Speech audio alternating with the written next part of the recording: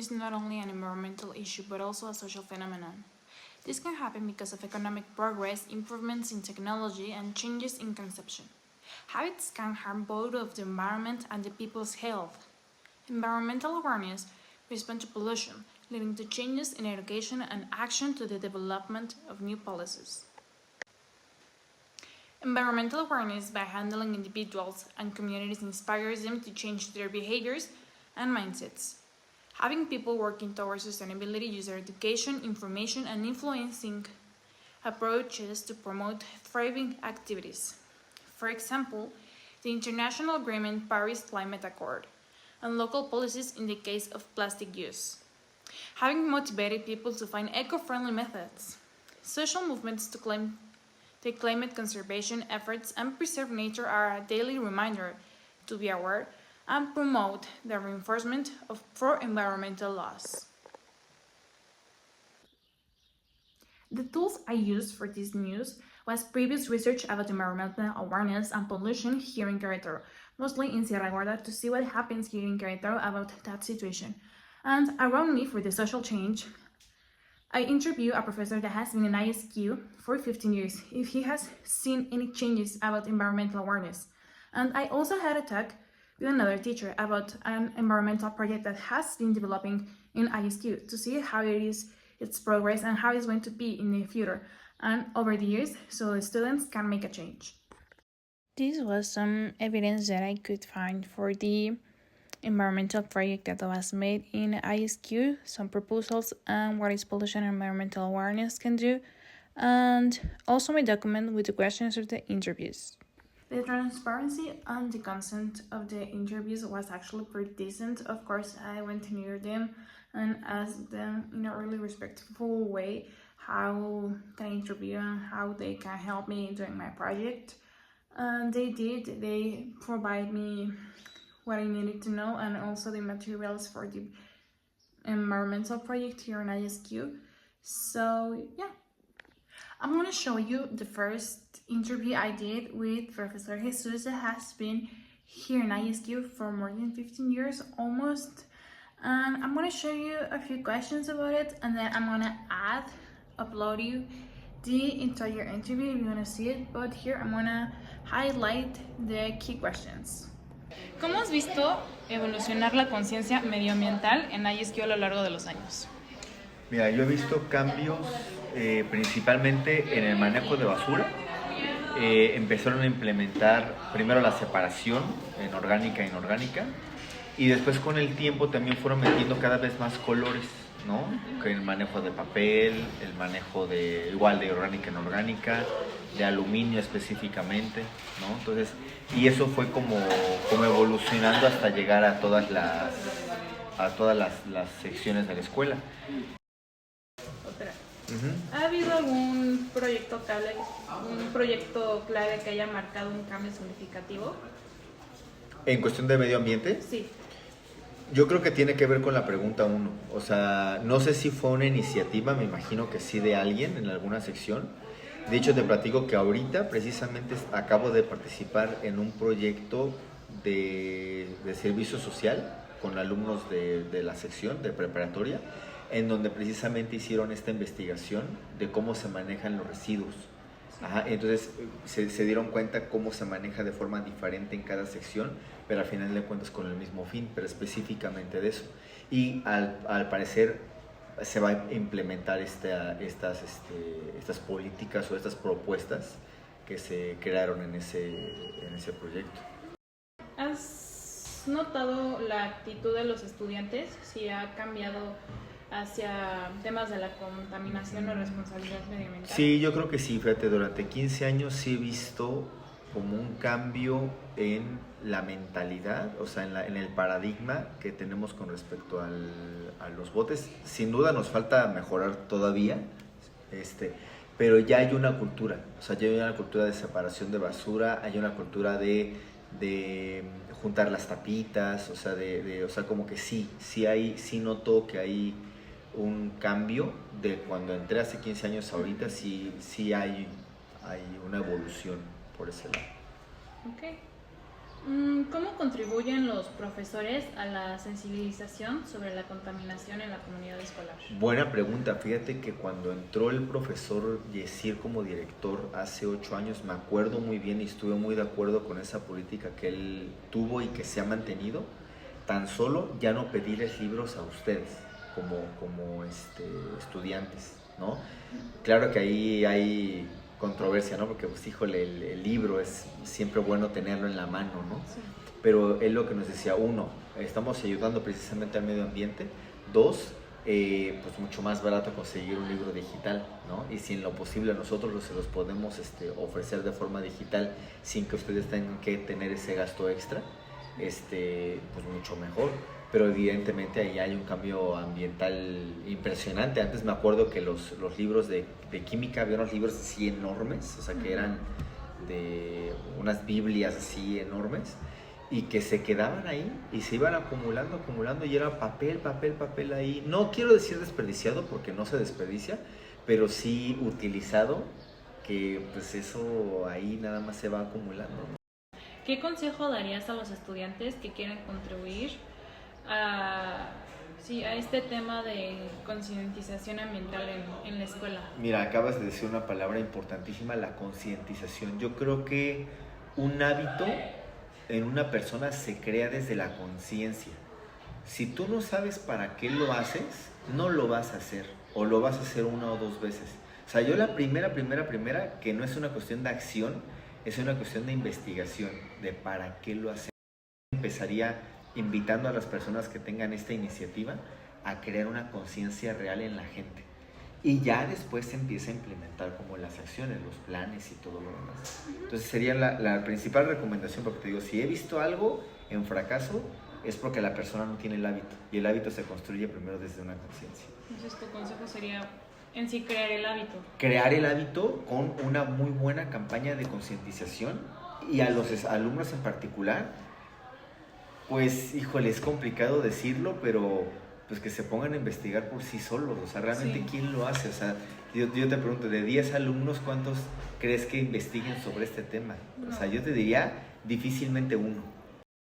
O sea, ahorita tú y yo estamos bien cómodos porque vamos a la tienda y compramos una botella de agua sin ningún problema, a un precio todavía razonable. Sí. La pregunta es, en 40, 50 años, en 100 años que tú y yo ya no vamos a estar en este mundo, ¿el agua lo vamos a conseguir tan fácil y al precio al que lo tenemos? No. Entonces, aquí la pregunta es, yo que soy padre, por ejemplo, a mí me preocupa qué mundo le voy a entregar a mi hijo en 50 años. Que hay un objetivo, y mi objetivo ahorita es mi hijo. O sea, de veras, yo de muchas cosas, y no solamente ambiental, sino ideológica, bla, bla, bla, sí me preocupa, no me ocupa, pero me preocupa también es en qué mundo va a vivir mi hijo. Y ya, no quiero entrar a otros temas, pero de ideologías, de bla, bla, bla, de forma en la que se ve el mundo, las penalizaciones para hombres, para mujeres. O sea, es como, ay Dios, o sea, ¿a dónde va el mundo?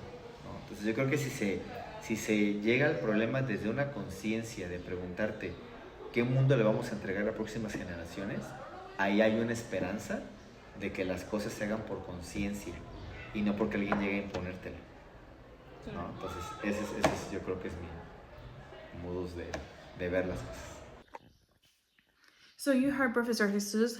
He has been 15 years here in ISQ, and of course he has seen changes like the trash can thingies and the energy, and how the students have like seen those changes, apply to those changes, and also to see those changes grow from the trash cans, organic and inorganic, to the light thing is to the farm that has also been like an environmental awareness thing here in school, to the professors here making changes from the books that he also had when long time ago, to the technological advances like Classroom. So instead of having the book this size, we have a little book in PDF.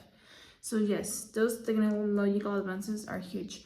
But the thing I liked the most was the final answer he gave us. Like, what do we want to give our sons, our children in the future? In what world we want to grow, and what world they want to grow in.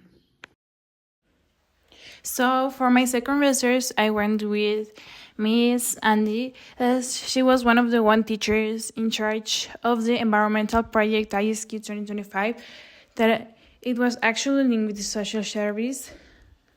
And I'm gonna explain what she told me about all this project, why it was made, and what they want to achieve during this project, and of course what the students went through and achieve itself.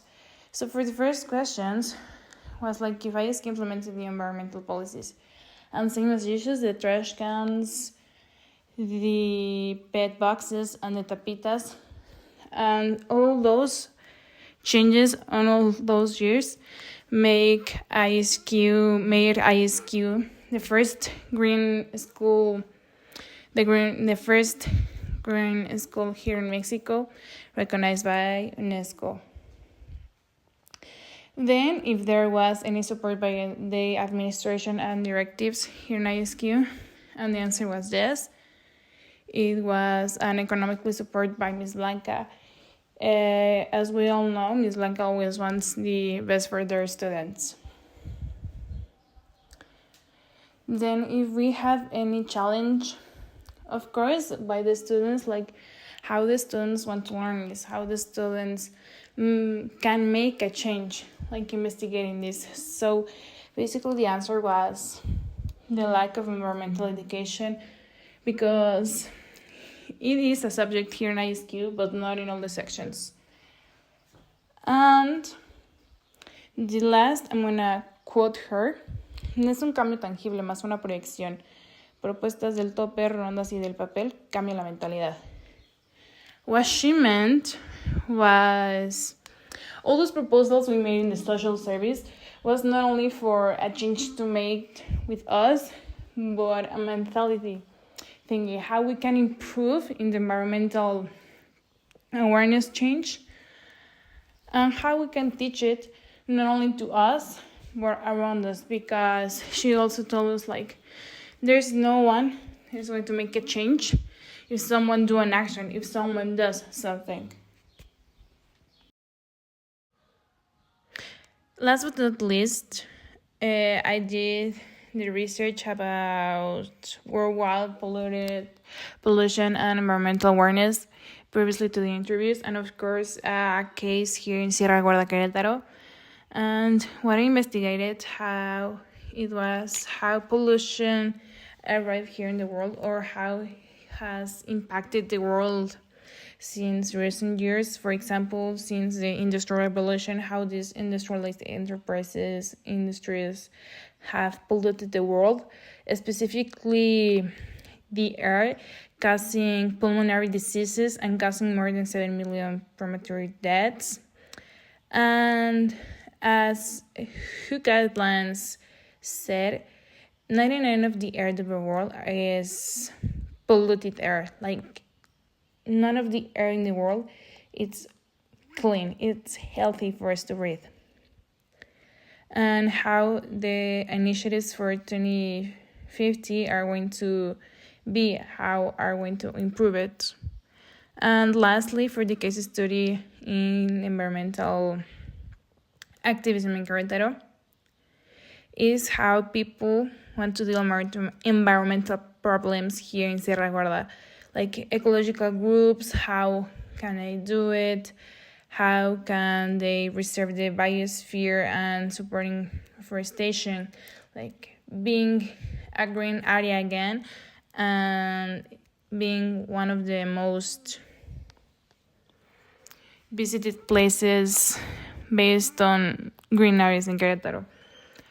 Of course, the water too, it's also an important topic to discuss here in Querétaro. And as my research said in Santiago Mezquitlan, how it's the water management not only there but around Querétaro, and how we can improve it. So for the key insights for all the video and all the interviews, I wanted to highlight some points. First, with the interview with Professor Jesus, how it has been a change in ISQ over the years about environmental awareness, since the trash can with organic and inorganic trash, until have 4 types of trash here in ISQ, and of course the farm and all the policies that has been implemented thanks to technological advancements, and also with Miss Andy, how this new environmental project can help the students, can help the school, and not only the students, but to share this feeling or share these actions to the world.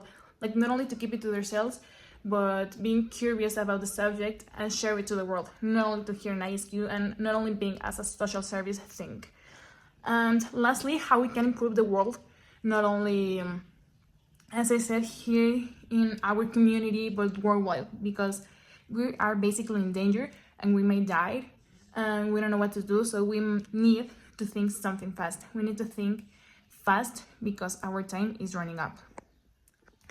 So I wanted to invite you to make conscious about the subject, because it's a really fragile subject to discuss, to start thinking about the environment, to start thinking about the world we live in and the world we want to make for our children. That's it. Bye.